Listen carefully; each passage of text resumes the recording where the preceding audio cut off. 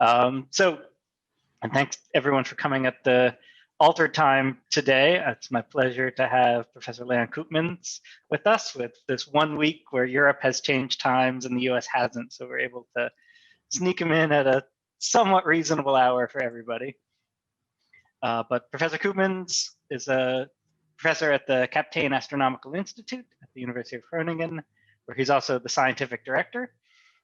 I've known him and crossed paths with him over the last decade or so as he's the lead of the LOFAR Epoch of Reionization project at the LOFAR telescope.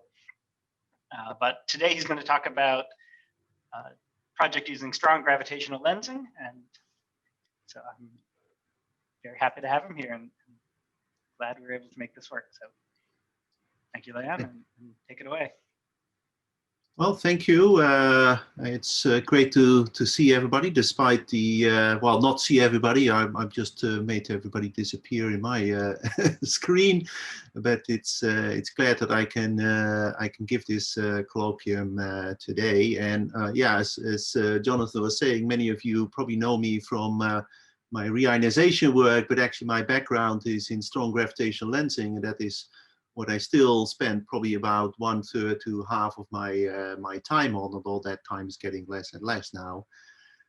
So today I will talk about something that actually I started doing when I became a PhD student. This was the project for my PhD, is to measure the Hubble constant from time delays in strong gravitational lenses.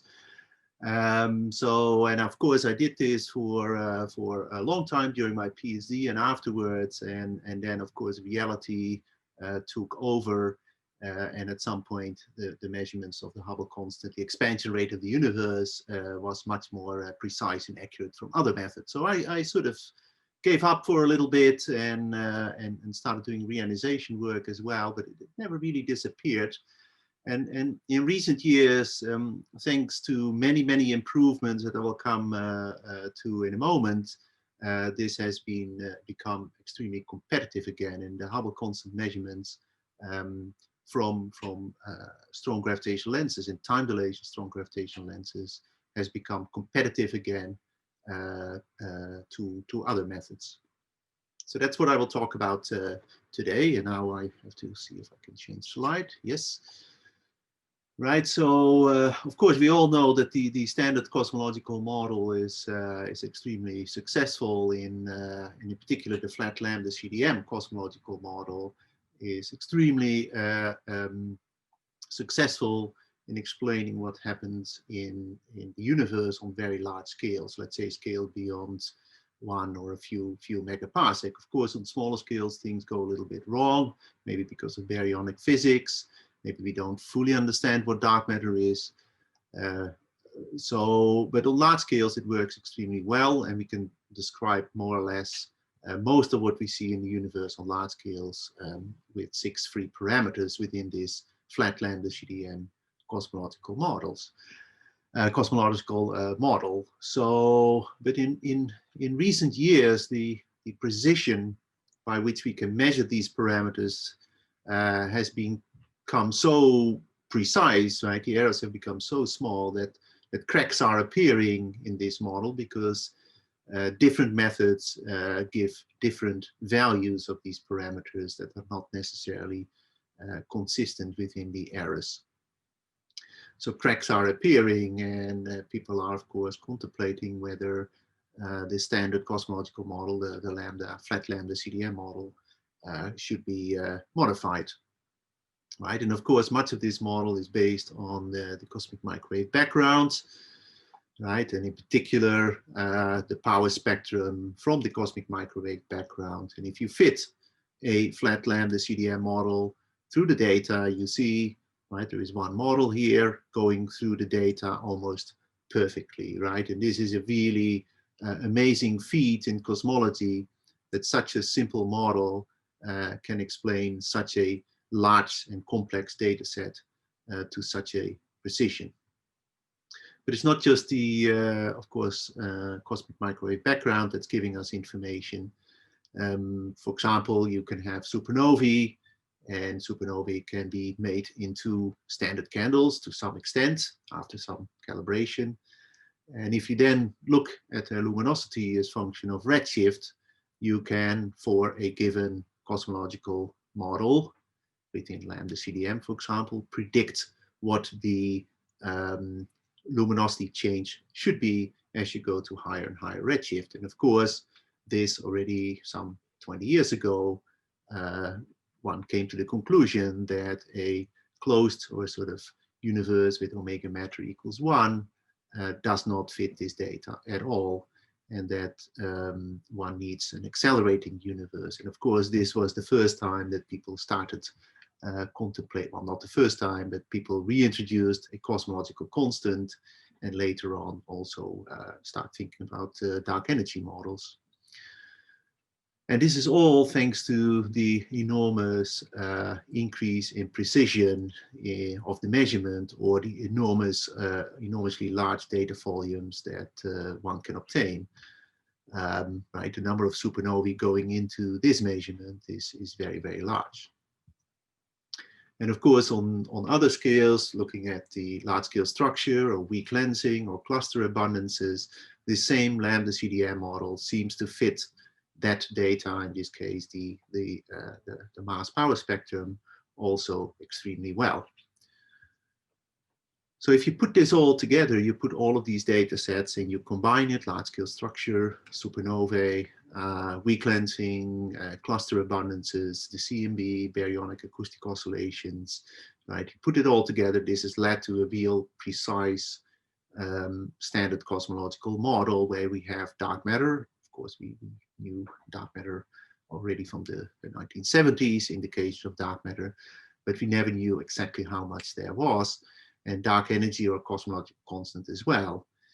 And if you combine these data sets, of course, this is just one example of such a plot. You can add all these other measurements as well. We come to a sort of flat universe with maybe 30% in matter and 70% in dark energy. And this works remarkably well.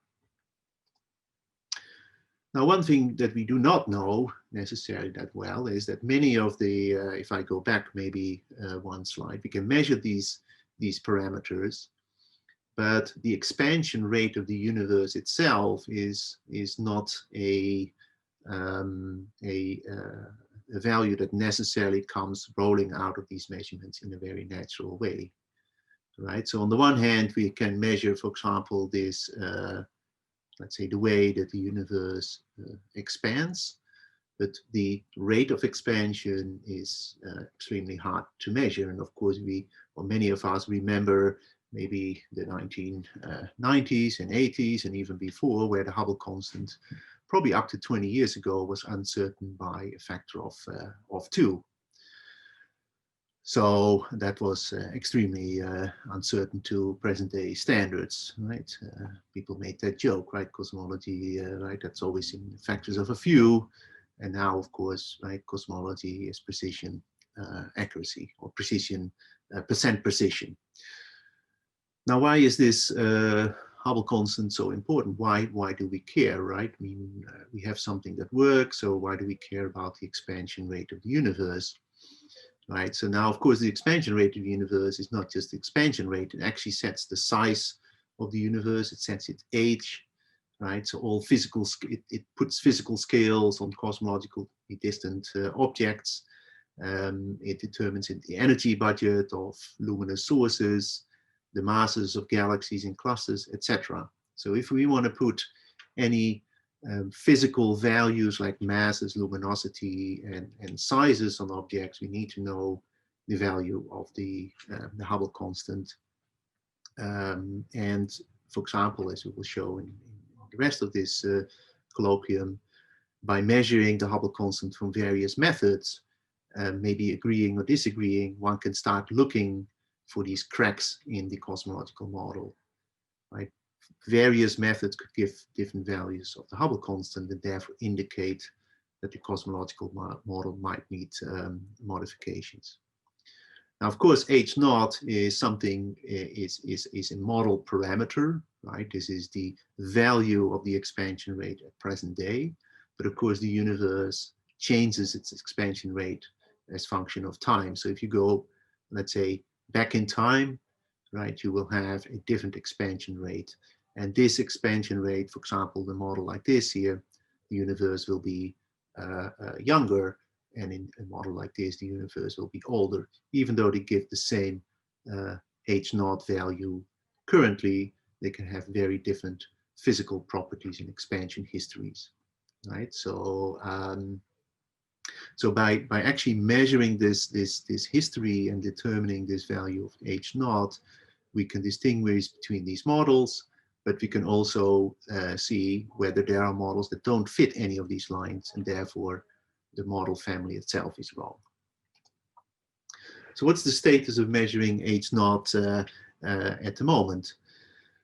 Right, so if we look, for example, at measurements from supernovae, by just looking at the error budget in the various, let's say, distance ladder steps, you can see that the errors were of order 3, 4, 5% about 20 years ago, when the HST key science project right, announced its value of the Hubble constant, right, and that was by then the most precise measurement.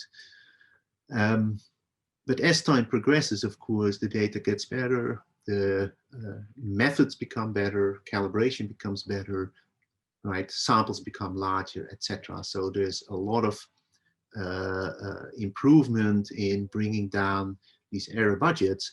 And at the moment, these errors in almost any aspect are far below 1%. And that's why Hubble constant values to a level of 1 or 2% precision can now be claimed. Whether they're accurate is another matter, but they're certainly precise. But if you look at the same plot over time for the actual value of the Hubble constant, right, you see, for example, taking these nearby universe measurements from the key science program, or ones that go out to further larger redshifts, you see that the value of the Hubble constant in the last 20 years hasn't really dramatically changed in its value, except that the error bars have shrunk quite dramatically. And if you go back about 10 years ago, the value of the Hubble constant from the cosmic microwave background was square in that same value, right? They were in good agreement with each other. But something happened some years back, and that what happened was more or less, although you saw it happening a little bit here, the transition from WMAP to Planck. Planck was much better able to remove foregrounds, polarized foregrounds, etc.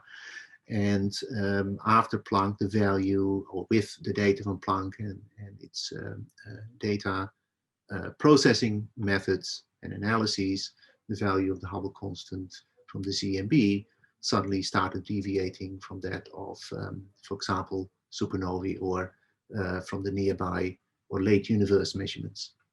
Right, so this difference here now is at the level of 3, 4, 5 sigma, and this is really what this Hubble tension is all about, that you probably heard about. Right, so this is really the transition from WMAP to Planck and to improved data analysis methodologies. So where are we now?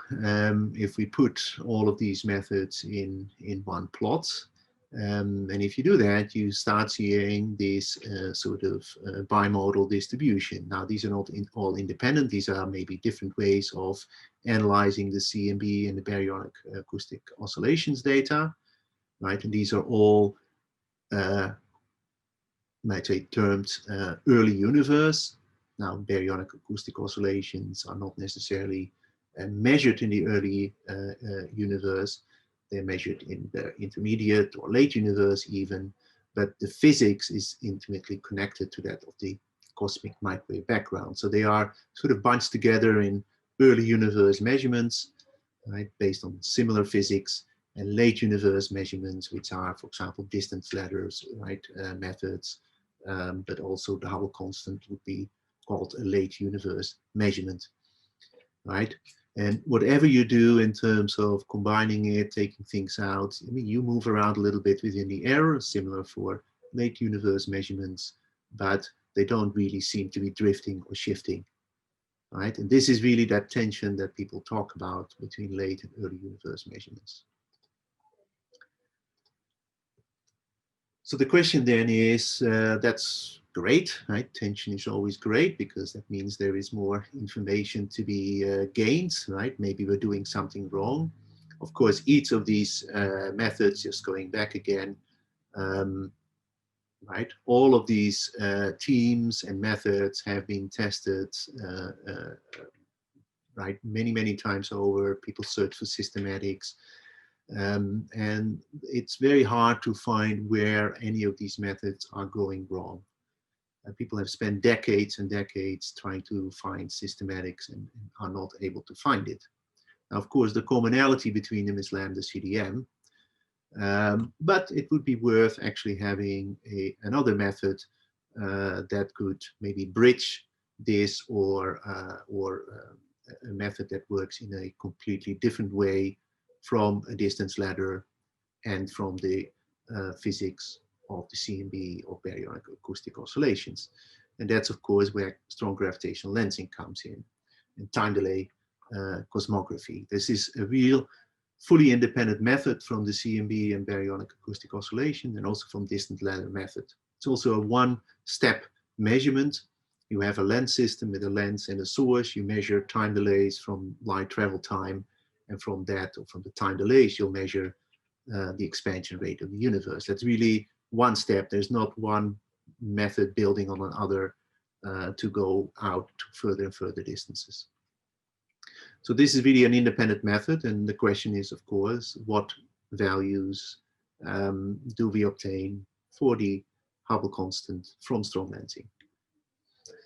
Now, I presume you all know what strong gravitational lenses are, but to just summarize it, everything that I will show can effectively be brought back to simple geometric optics. Even the time delays, even let's say gravitational time delays, not just geometric time delays, gravitational time delays, could be understood in terms of geometric optics, where one simply replaces the potential of an object with the refractive index. And for example, this is an example, of course, for the bottom of a wine glass, where you, by looking at the candle, can create multiple images. And the idea of strong gravitational lensing is to take those images that you can see, doubles or quads or rings, and try to reconstruct what was there behind this wine glass. In our case, what source there is behind the gravitational lens. But also at the same time reconstruct what the gravitational potential is of the lens galaxy, or in this case, what the shape is of the wine glass here at the bottom. Right, and this is, of course, a very beautiful example of a strong gravitational lens, not one that we use for time delay cosmology, because it doesn't have a varying or a strongly varying source in it like a quasar. But it's a beautiful example, and I still think this is one of the most beautiful strong lenses there is. The type of lenses that we actually use is shown here, and I will zoom in a little bit. Right, this is one of the strong gravitational lenses in the sample of TD Cosmos, or the Holy Cow project, which I'll explain in a moment, where we have one lensed quasar, but it's lensed in 4 images here. So this is the same quasar being gravitationally imaged by this galaxy here, and there's a little dwarf galaxy or little companion galaxy sitting next to it. And what you see here in terms of this extended ring and structure is the host galaxy of the quasar. So our goal is to reconstruct the gravitational potential of this galaxy using the information that's there in these images, in the quasars, and then use the quasar, let's say the light curves of the quasar to measure the time delays, and then combine that information to measure how large the universe is, and from the size of the universe infer the Hubble constant. Right, so bringing this to a cartoon, right, we have our galaxy. Now in general that will be an elliptical galaxy. This is a spiral galaxy for illustration purposes. You have a quasar behind it. The quasar is often variable and sends out light, but that light arrives at an observer on Earth at different arrival times, so that gives you the time delay, but it also comes from various directions. So if you have multiple images, it will come to you from these multiple directions, and you can measure between each pair of images what the time delay is. You cannot measure the absolute time, but only the time delay. Now it turns out that if you take a universe that is larger, like here, right, a larger universe, the size of the universe is the speed of light divided by the Hubble constant times some other factor, right? So that means a smaller value of the Hubble constant. So if you measure larger time delays, right, you will get infer smaller values of h0. And this time delay is very easily captured in a very simple equation that depends on the redshift of the lens, the angular diameter distances to the lens, to the source, and between the lens and the source, right? So between the lens and the source, right, to the source, and right, the distance to the lens. Now, of course, here there is cosmology in it. Here's omega matter, omega lambda, whatever cosmological model you assume is folded in here. But right, each of these terms has a 1 over h0 in it. So these drop, of course, these h0s drop out. So there's only one term left. So that means that this time delay is inverse proportional to the Hubble constant times an additional geometric term that depends on the different path lengths traveled here, and a gravitational term that depends on the depth of the potential. Right? So if you model the potential, you know the time delay due to the potential, and you also can infer where the source was from the observed images, so you can solve all of this. Right? If you then assume some cosmological model, except for the Hubble constant, and measure the time delay, you infer the value of h0. That's basically the main idea. Now, in the past, this was, right, as I mentioned earlier on, I started doing this as part of my PhD. And by the end of it, right, yeah, I mean, we got values of the Hubble constant, but the error bars were very large.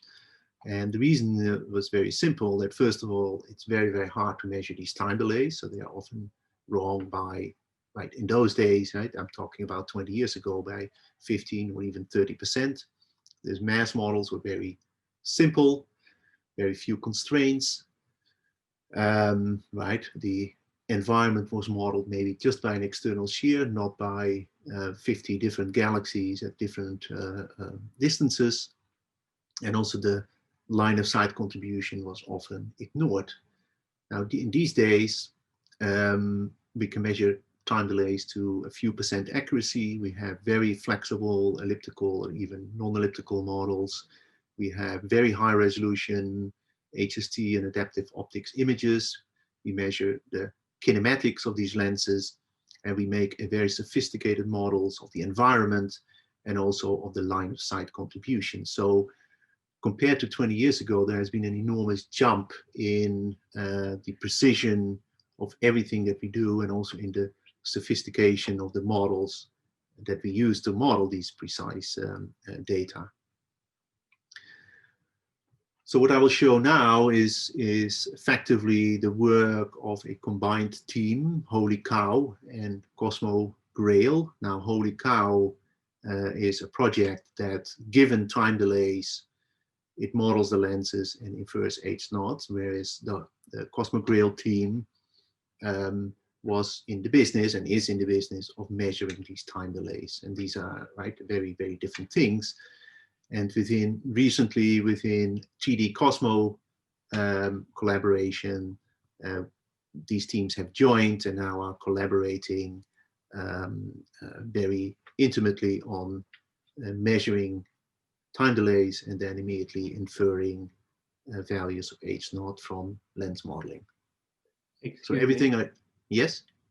We haven't actually established a protocol for asking questions. So do you mind if I ask a quick question? Oh, sure, go ahead. I'm just curious, the time delays that you're referring to, what is the order of magnitude? Are we talking hours or weeks or? That's a very good question. So they can actually be hours between, for example, if you have a quad system, let me see if I can go quickly back. You take, for example, a system down here. I hope you see my cursor here in F. These images that are very close to each other could have time delays between them of hours. Whereas, for example, the delay between an image here and this image could be days or weeks, depending on the size of the lens system. So the first discovered lens and also the time delay was many hundreds of days because it was a very large system. So it can be anywhere from hours to days to weeks to even years, depending on the size. So that's a good point for me. Of course, that's given, but it's not seconds, and it's also not. While in clusters could be day, it's not 1,000 years either. Yeah, maybe in a cluster it could be. But yeah, that's a good point. So I will show a measurement in a moment. So these are the 6 systems that that we currently have analyzed. There's actually a 7th system of which I will show the results as well. And these systems have very, very good time delay measurements. I'll show an example in a moment. They have HST data, some of them have ground-based adaptive optics, imaging with KEC. They have kinematic measurements. They have an exquisite characterization of the field. This is like only 1 arc second, but we have imaging going many arc minutes outward, tens of arc minutes outward to model the nearby fields, but also the line of sight. So there's multicolor information, redshift information, etc. So these are extremely well studied lens systems. Of course, there are many, many more that have time delay measurements, but not all of them have this complete set of information. So the first ingredient, let's say, right, this is almost like cooking. You need ingredients to have an H0 value coming out of the cauldron, is this time delay measurement. So these are, for example, light curves of one system that we are studying here, right? So you see the 4 quasar images in HST data.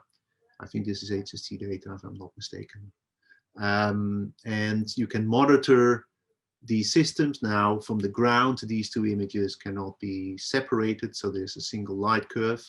As I mentioned, the time delay between these images is often so small that the 2 light curves of these images would lie on top of each other in any case.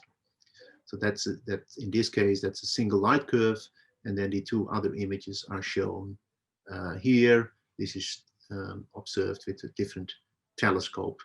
Now, if you zoom in a little bit here, for example, on this event, right? Now you can see the days below here, right? So this is 50 days here. If I see it correctly, 50 days.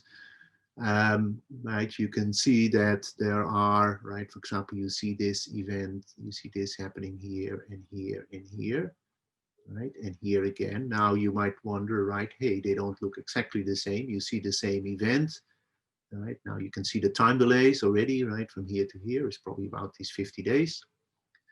But from here to here, it might only be maybe 5 or 10 days, right? So that depends on which pair you take. But the difference in the light curves comes from microlensing. Now, microlensing happens in these systems for all images. The microlensing probability is of order unity for these images. So these light curves will be somewhat distorted, and we take that modeling into account in the time delay measurements. You have to do that, otherwise your measurements are not can be heavily biased. So we take microlensing along and the distortions of microlensing along in trying to match these light curves and get time delays out of these light curves. So that's these sort of light curves. Just going back here, right? Each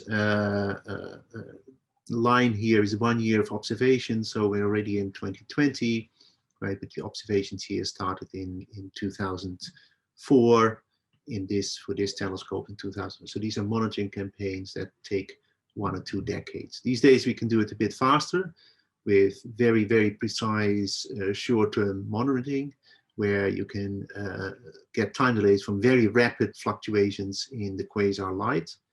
And that can actually bring down the monitoring time from many decades to a few years now. But for that, you need bigger telescopes. And of course, these long-term projects are often not done on big telescopes. They only give you smaller telescopes to do this. But I mean, the success of the program has prompted, of course, time allocation committees to give time also on larger telescopes. Now, the other constraint is constraining the mass model. Now, the mass model consists of not just the lens, but also the nearby companions. And why do I split nearby companions and do I take them together? That's because they're in a single lens plane. On top of that, you have also mass along the line of sight, which is physically disconnected, causally disconnected as well. Whereas, of course, the lens and its nearby companions or the group of galaxies around it could be somehow in a common halo. So we often model those together and then model the line of sight separately using different lens planes. So we take the effect of different redshifts and multipath propagation into account. So again, just to show you the enormous improvement in the data quality, not that long ago, one would observe these lenses from the ground and discover them from the ground, and the data quality of a typical lens would look something like this from the ground. Of course, the Hubble Space Telescope has changed that dramatically since the 1990s, and a lot of the lenses in the 1990s were observed with the Hubble Space Telescope, and of course, HST is still observing gravitational lenses. So many of these lenses have multicolor imaging with HST, or all of them have it. And then more recently, we started also observing some of the systems with Keck adaptive optics, 10-meter telescope, where the spatial resolution is even better than that of HST. So the improvement is quite obvious over time. And we also model the system sometimes with both data sets to see whether they give the same answer. So that's a sanity check on the results. Now, on top of that, we measure kinematics from these lenses. That could be a simple single floss dispersion measurement, for example, from Sloan, but it could also be long slit spectroscopy. So we get floss dispersions along a long slit. And in some cases, it could even be IFU data, so extended two-dimensional kinematics. Now, unfortunately, that's always a bit tricky in a system like this, because you have these bright quasars, some usually outshining the lens galaxy. And most of the time, of course, spectroscopy is still done from the ground. So that means this light of the quasar leaks into the spectra and can make it sometimes a bit more difficult to measure. But I'll show some examples of combining kinematics and lensing in a moment. And then again, the environment, right? A lens doesn't live in isolation. In general, gravitational lenses are very massive elliptical galaxies, and massive elliptical galaxies are surrounded by companions. Most of the time, it's the most massive galaxy in its environment, local environment, as you can see here. So if you take deep images, so we take very deep images, of course, with HST, but also from the ground, even further out, you see all of this stuff floating around here in the local group. And we estimate the impact of these on the lens model. We have methods for that, and we model each of them and take them along in the lens model, using various different mass profiles and ways of modeling them, and testing this also against numerical simulations, for example. So it's not just about getting this lens galaxy right, the potential, the mass model, but all of them. Right? All of these galaxies live in dark matter halos, for example, that extend well beyond the size of this entire image. Right? The typical M-star galaxy has a dark matter halo that extends 300 kiloparsec, and 1 arc second is typically let's say 5 kiloparsec at intermediate redshift. So that means that 300 kiloparsecs is much, much larger than even the entire slide. And then finally, it's not just about getting better data. We have also over the last decades improved the lens modeling itself quite dramatically. So going from very simple parameterized models with point sources and fluxes, flux ratios, we are now able to model the entire extended lens system, including the lens galaxy. So for example, we can model the host galaxy separately, and this is a model prediction based on these data, together with the model prediction of the quasar images, right, which are for any practical purposes point sources. And the combination of the two leads to a predicted model that, I mean, you have to have a good eyesight to see the difference between the two. Of course, there are some differences, as you can see here, but that difference is very, very small. I think the normalization, this is a normalized residual, so this is in units of the RMS of the image. So, and then of course, as an outcome of such modeling, it's not that you get the lens potential, which you have to, of course, optimize for to get these models. You also get a model of the source, which in this case consists of multiple components. As you can already see here, you see multiple components in the host galaxy. So you see that back in the reconstructed source. So this quasar host galaxy is not a simple elliptical smooth source. It is a rather complex system itself, probably undergoing some merger. You might even see some tidal tails if you have a good enough fantasy, right? But you need this sort of sophisticated grid-based modeling techniques to reconstruct this data down to or very close to the noise level. And that has really taken a flight in the last 15 years in terms of our ways of modeling these systems to greater and greater precision and accuracy. And then the final ingredient is the line of sight. Now, the line of sight in the past was often ignored and or maybe just included as an external shear, which means it didn't have mass, but just tidal distortions of the field by a cluster or by a large-scale structure. But we found out also from numerical simulations that could be done through via light cones through the entire universe, that the uncertainty introduced by the line of sight could be up to 10%. So if you don't model that along with the lens, you'll never get to these types of precisions where we need to be. So there are different ways of modeling this. One is by doing very simple galaxy counts. This is a method that myself and a colleague introduced about 15 years ago, and that works remarkably well. You look at how many galaxies there are, for example, in the line of sight as a function of radius. You compare that to numerical simulations, for example, and then you can calibrate. You can sort of say, okay, I estimate this is my line of sight contribution with a given uncertainty. Now, in this case, the contribution would be roughly 10% to the time delay. So if you don't take this line of sight contribution into account, your value of the Hubble constant will be wrong by about 10% or even more. Now, if your data is good enough, you can also use weak lensing to reconstruct the local convergence, and that is shown in these plots here on the left, where you can see that there's an overdensity in the convergence. Now you can take, of course, this is after taking the lens galaxy out.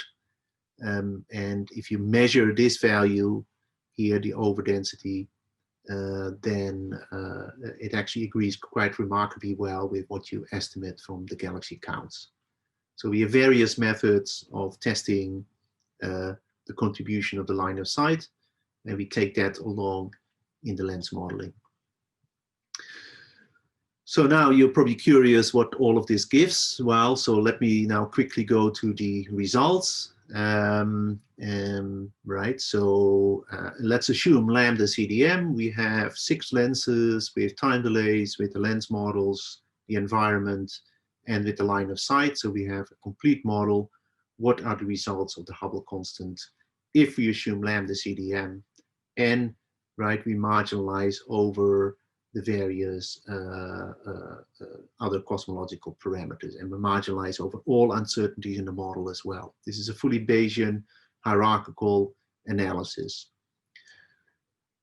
Now, one thing I haven't mentioned is that we do this fully blindly. So we have this entire machinery set up to model all of these data, but we actually do not know which Hubble constant value comes out of the lens until we've written the paper. So we do all of the modeling, but we take out all average values from the distribution, so that we even renormalize them such that we don't know what the width is and we don't know what the where it is in value. So we do it blindly.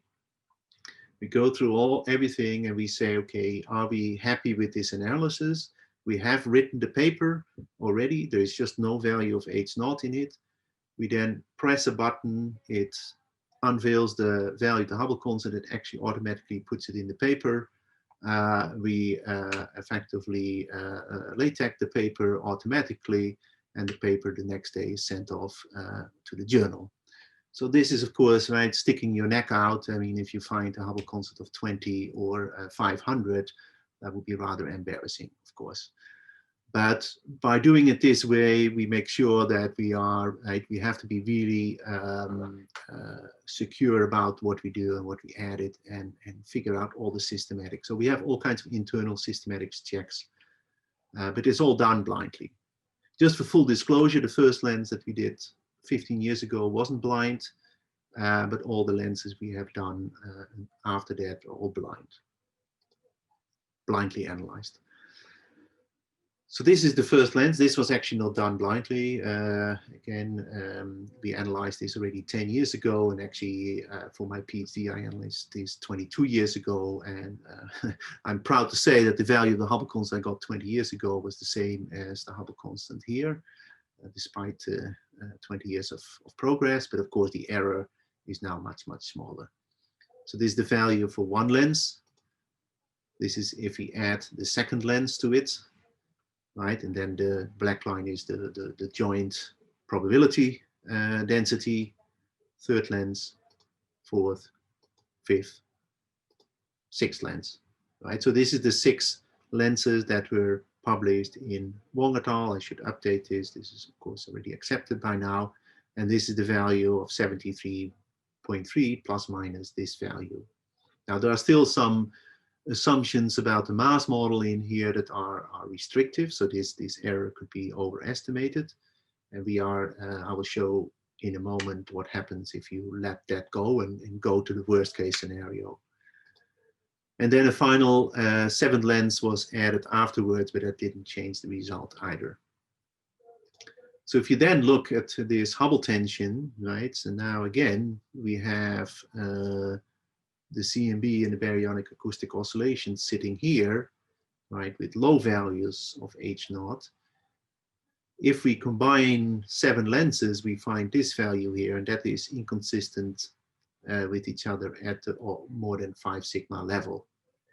And it agrees with the supernovae measurements, etc.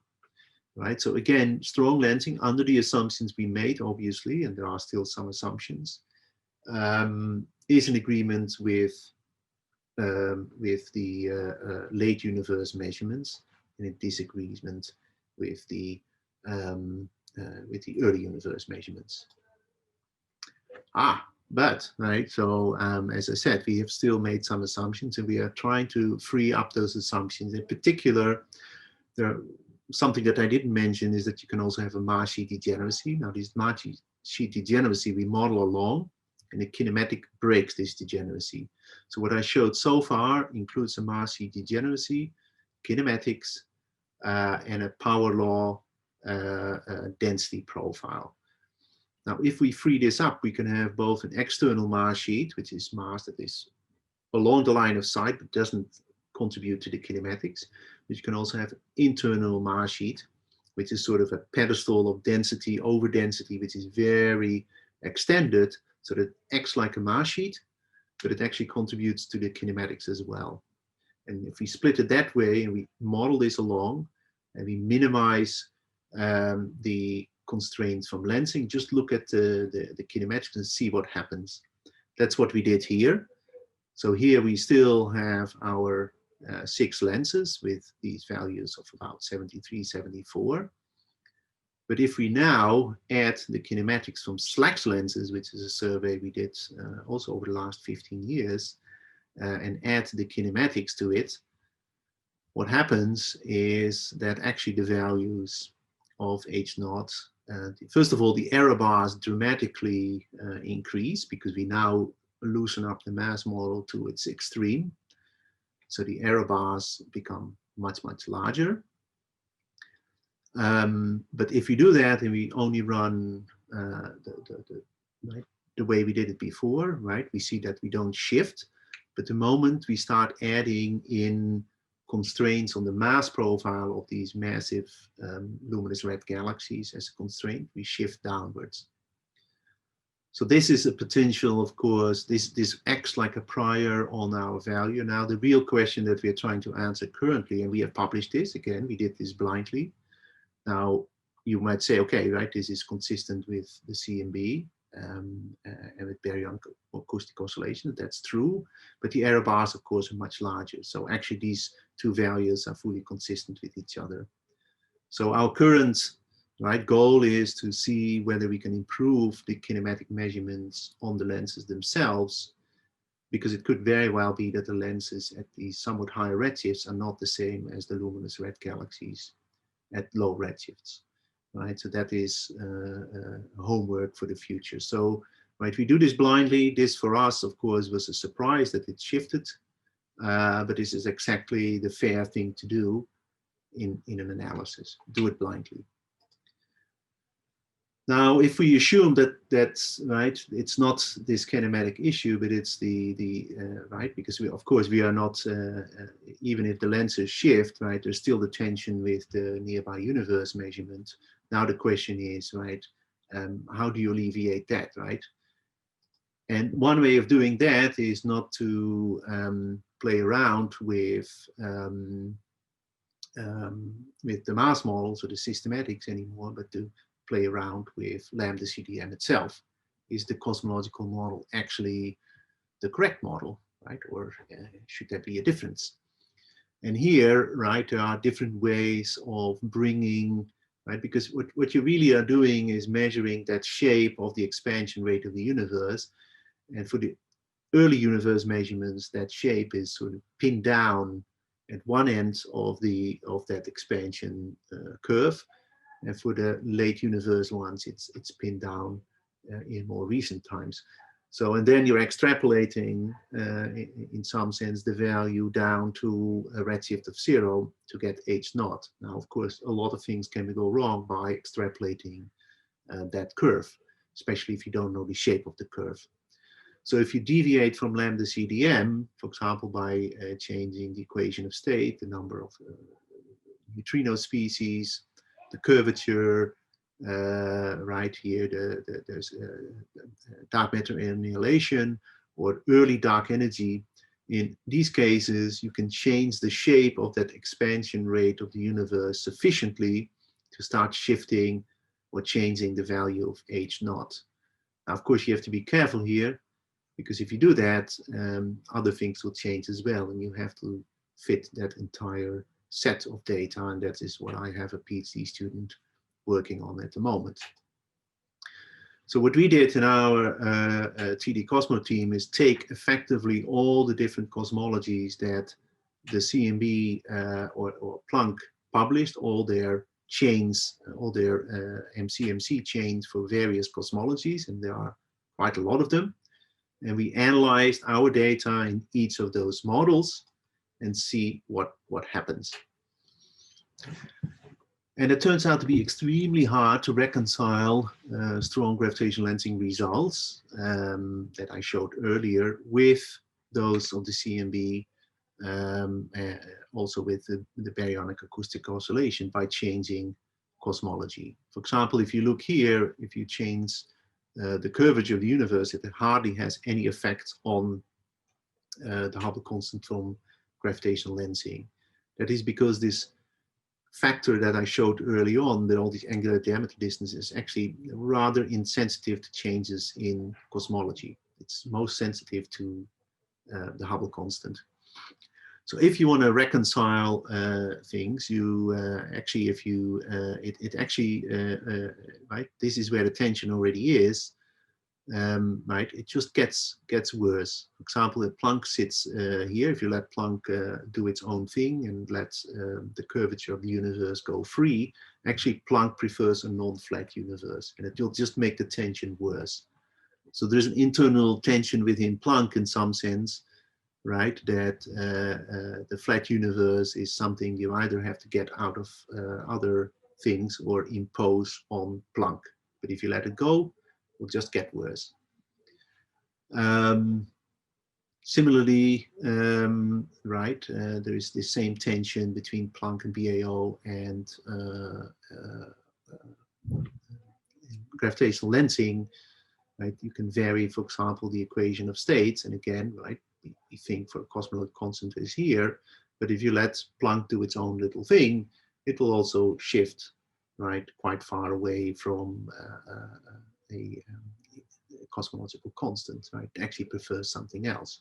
So that already means, right, that simple flat lambda CDM model, if you let the various parameters go, will not stay on the simple lambda CDM model, especially if you want to bring them in agreement with each other.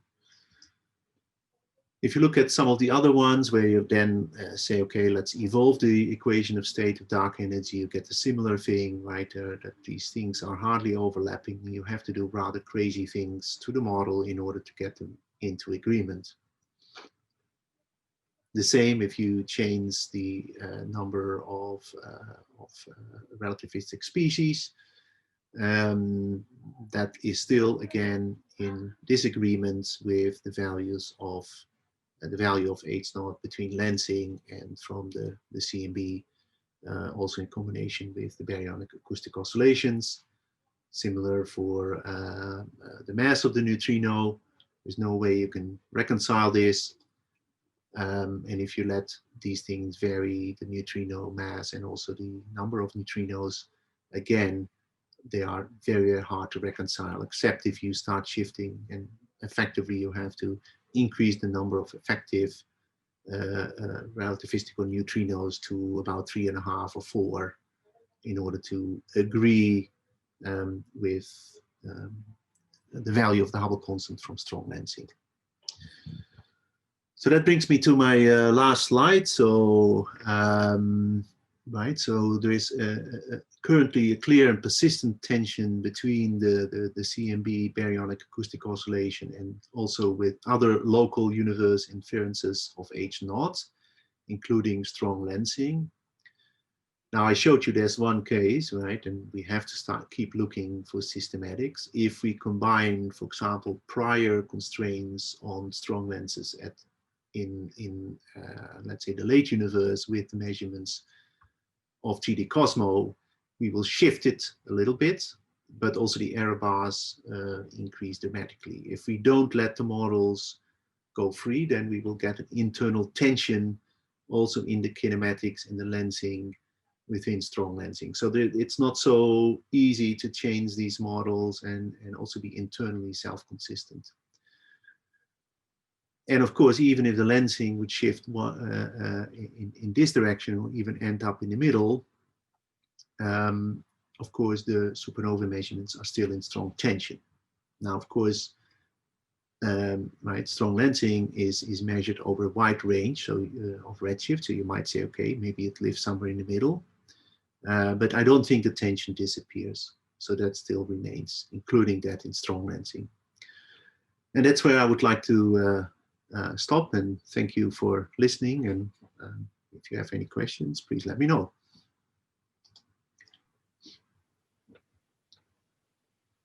Great. Well, thank you very much, Leon. I think as far as questions, we can try just people unmuting, speaking up, asking. If it gets too chaotic, we can move to raising hands and doing a queue. But I think we can just take an informal stab at it. So if there's any questions, people please speak up.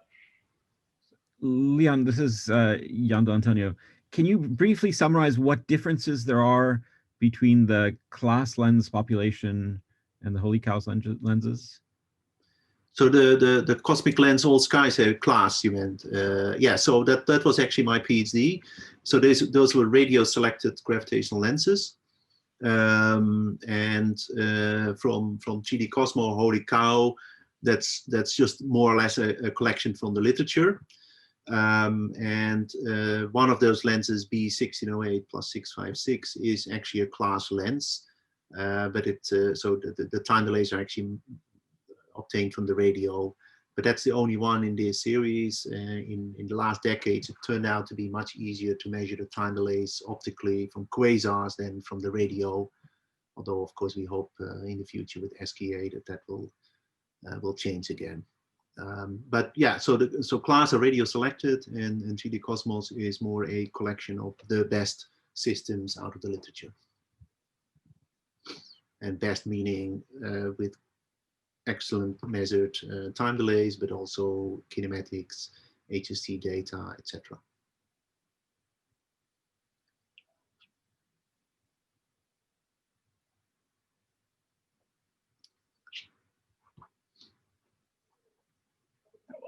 I have a question. I was just looking when you started showing the PDFs of H0 coming out of the lenses and lining them up one by one.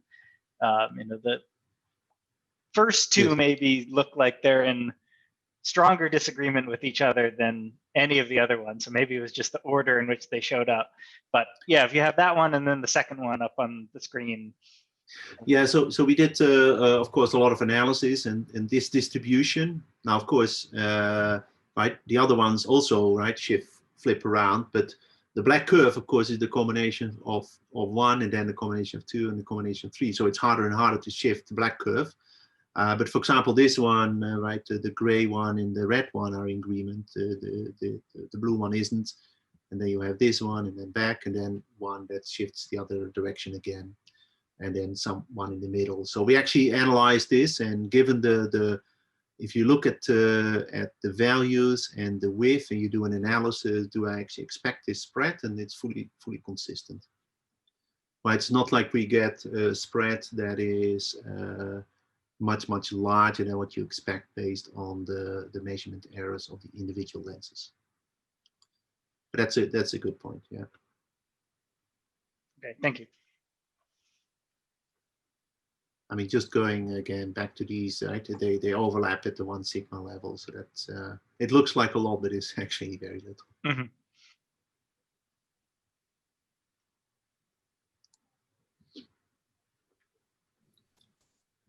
Hi, can I ask a question? My name is Kyriakos Batis. I'm a graduate student.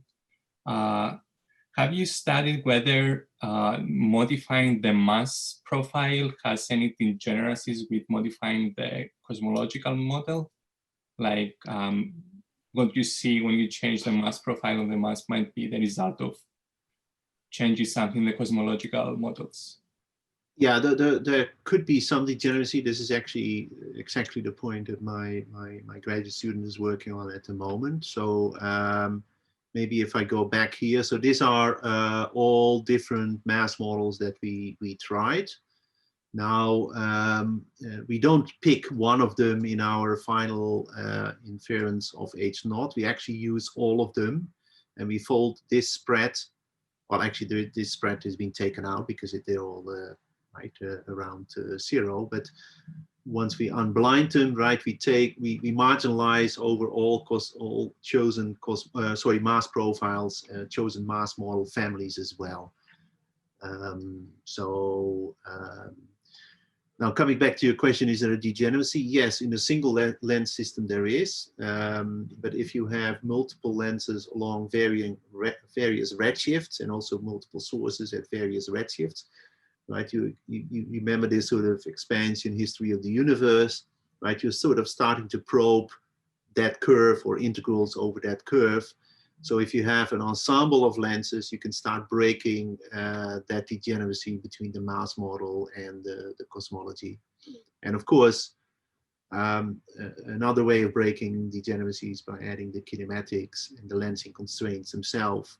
Also, of course, constrain the mass model. But if you just have a single lens, yeah, it's very, very hard to disentangle. Right, you can always play a little bit with the mass model or the mass sheet in order to mimic another cosmology, but that's much, much harder once you have an ensemble and you add in all of these extra constraints like kinematics. But it's a very good question, because that's the first question we want to answer if we, for example, start modeling the lenses with a completely different cosmology that's way outside this current model family, and see whether we can reabsorb the cosmology into the mass model, and if not, where does it come out? For example, one way where it could come out is that your model parameters become a function of redshift. And if that happens, if your model parameters become a function of redshift, then right, you probably want to start asking yourself questions, especially if that model parameter is the Hubble constant, because that should not be a function of redshift.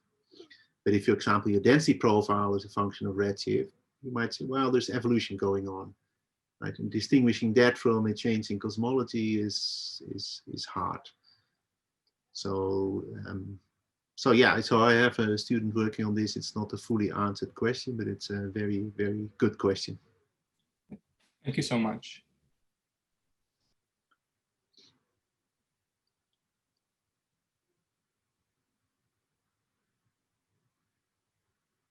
Okay, well, if there are no more questions, let me say thank you on behalf of everyone again. Pleasure to have you join us. Well, thanks for inviting me. Thank you for being here, and enjoy, I guess, lunchtime in here it's dinner time, so it's perfectly timed, I think. Yes. Again, please, if anybody has questions, please feel free to email me as well about this. I'm happy to share these slides as well. Or you have recorded it, of course. Thank you. Thank you.